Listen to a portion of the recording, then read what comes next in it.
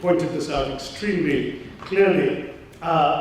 The might of Britain was built in the 18th and 19th centuries on the ruin of India. And essentially, when India went from 23% share of the global economy in the early 18th century to less than 4% when the British left, the reason that happened quite simply was because Britain's industrial revolution was built on the deindustrialization of India, the destruction of Indian textiles, their substitution by manufacturing in England, using Indian raw materials and exporting the finished products back to India. The handloom weavers of Bengal, for example, produced wonderful muslin, fine as the woven hair, some said, had their looms destroyed, their thumbs cut off in a notorious incident. Duties and tariffs were imposed on Indian cloth, while the British instead flooded India and the world with cheaper fabric.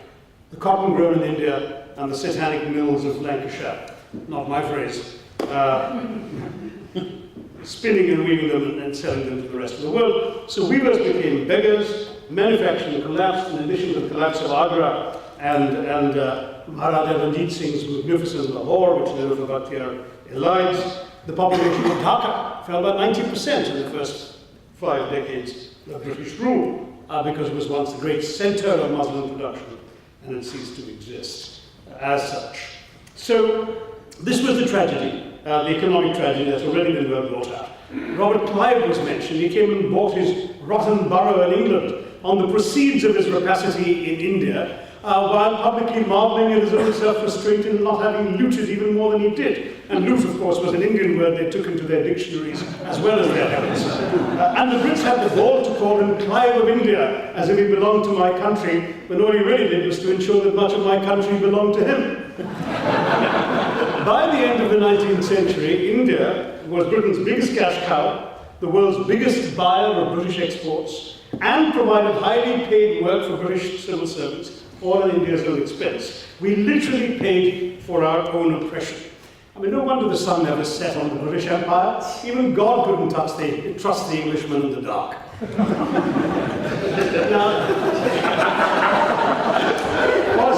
Poiting is touchingly concerned about the lack of democracy and humanitarianism until the British brought them along. Well, let me point out that as Britain ruthlessly exploited India, somewhere between 15 and 30 million Indians died completely unnecessary deaths under British rule because of starvation.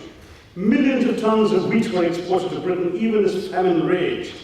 4 million Bengalis starved to death during the Great Bengal Famine of 1943 after Churchill deliberately ordered the diversion of food from starving Indian civilians to well-supplied British soldiers and European stockpiles. He said the starvation of anyway underfed Bengalis is less serious than that of sturdy Greeks, and I'm actually quoting Churchill. When officers of conscience pointed out a telegram to the Prime Minister the tragedy that was being caused in India by his decisions, his only response, Churchill's, was to ask peevishly, well, why isn't Gandhi dead yet? Now, British imperialism has long justified itself with the pretense that it was a form of enlightened despotism conducted for the benefit of the governed. Churchill's inhumane conduct, of course, gave the lie to this myth, but it had been battered for 2 centuries already, Kwasi. British imperialism had triumphed not just by conquest and deception, but by blowing rebels to bits from the mouths of cannons, massacring unarmed protesters at Jallianwala Bagh, upholding iniquity through institutionalized racism, exemplified by Churchill. Whereas as late as the 1940s it was possible for a black African to say with pride, moi je suis français, in West Africa, it was never possible for an Indian to consider himself British. He was always a subject, never a citizen. It actually took the end of British colonialism to make that possible. So if we took it for a historic view rather than a hydraulic one, I think we would not argue that India benefited more than it lost. The Indian railways have been mentioned. Lots of countries have built railways without being colonized by the British to do so. What is more, it was a magnificent British scam because the investors from Britain were guaranteed rates of return double that of government bonds in this country, paid for by Indian taxes. Private enterprise at public risk, Britain's private enterprise, India's private risk. The English language, since 2 of you have mentioned that we are grateful for it, and we are, we're very happy to have Shakespeare and P.G. Wodehouse, but you could have sent us a whole bunch of toothsome instead of sturdy Welsh master sergeants to impart it to us. Let me point out that English was not a deliberate gift but an instrument of colonialism. Macaulay said very explicitly that he wanted to create a class of interpreters between the government and the British in order to advance British imperial goals. And let me finally point out Scotland, since our chairman mentioned it and no one took him up on it, which is quite simply, what cemented the union with Scotland? Very simply, before 1707, the Scots tried to set up colonies elsewhere in the world. They failed. It's when they joined England that the loot available to the East India Company kept Scotland ended poverty. India gone. No wonder you need to push it.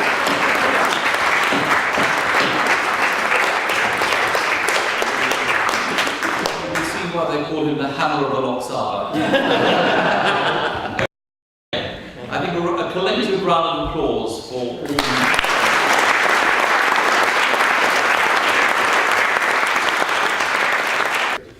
The first thing I want to pick up is this idea of the law, which I think, given our surroundings and given the fact that a distinguished member of our judiciary has mentioned it, is absolutely central. Of course, the rule of law is critical in any development of civil society. And it is true that the British Empire, or British colonialism, was in many ways responsible for the spreading of the rule of law across the empire. Now, someone else mentioned India and China, and I think this is a wonderful point of comparison. If you compare modern India and modern China, if you compare the freedom of the expression, if you compare the openness, if you can compare parliamentary democracy with what goes on in today's China, you have more or less answered the question of this debate. And what has struck me about this debate, given that we're in 2014, as William Dalrymple reminds us, is the fact that it's the most eloquent defense of the Mughal Empire I've ever heard. I mean, it's almost as if everything I learned about Mughal imperialism should be thrown out of the window, and I should recognize in the Mughal Empire as this great, enlightened, humanitarian, and recognizing equal rights empire that ever existed. Of course, this is a complete fantasy, and not even a skilled and as imaginative a writer as William Dalrymple can ever convince us that a continuation of Mughal India would somehow have given India the benefits that British colonialism extended. Now, this isn't to say that British colonialism was all good. I mean, clearly there were horrific crimes, horrific injustices, and oppressions that resulted from British imperialism. But what I ask you, and I think it's very simple, the difference between that side and ours. They are brilliant historians, and they have talked eloquently about India's history, about Mughal history, about the history of Indian civilization for over 1,000 years. On this side, we're trying to look at the future of India.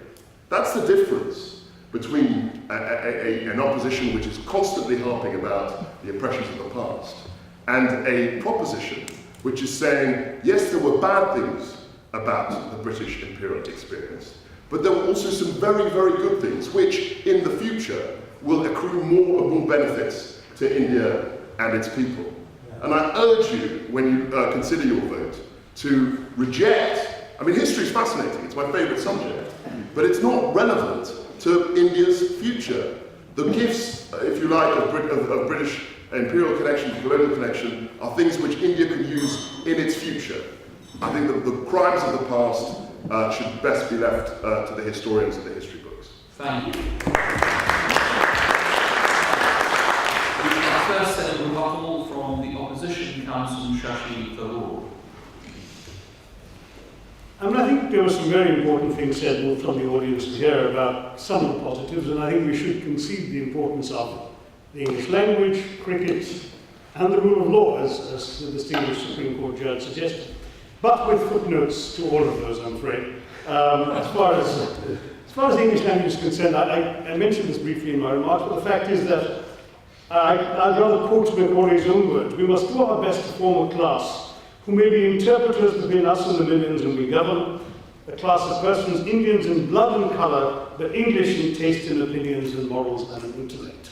So the language was taught to a few to serve as intermediaries between the rulers and the ruled, and that we seized upon the English language and turned it into an instrument for our own liberation was to our credit, not by British design. And I think that has to be noted.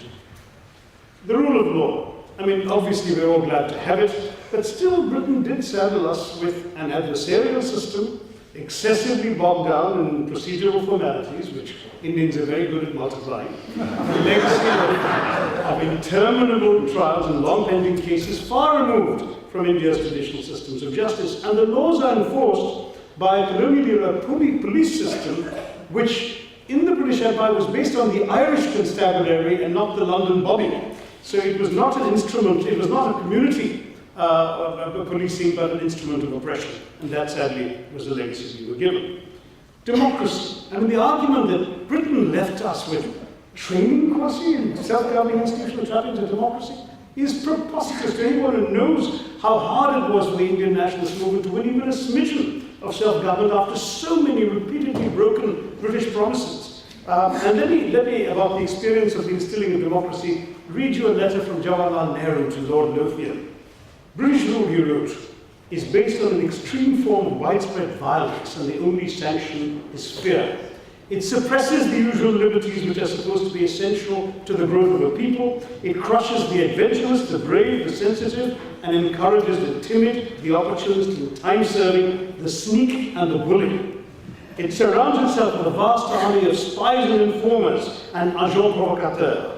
Is this the atmosphere in which the more desirable virtues grow or democratic institutions flourish? And Nehru went on to speak of, and I quote again, the crushing of human dignity and decency, the injuries to the soul as well as the body, which degrades those who use it as well as those who suffer from it. Again, the British ultimately, reluctantly gave India a form of partial self-government, which it took away when it chose to declare war without the consent of those who had sufficiently been elected to represent the Indian people. I will not give Britain more credit than that for democracy. And the truth is, in any case, that you have this wonderful British perversion of electing a legislature to form the executive, which has saddled us in India with legislators who are not interested in legislating, but who are actually anxious to get elected to form the government. Something which, the logic of which might appeal in a tiny island nation with people of coherent ideas and views, but in our country has often been a recipe for chaos, indecision, and indifference. So another system might have worked more efficiently. As for cricket, you're right. The Indian scholar said that it was a game, an Indian game accidentally discovered by the British. But they did invent it, perhaps, to humiliate us. We did it at the Oval this summer. So you have the Oval, we have Lagan.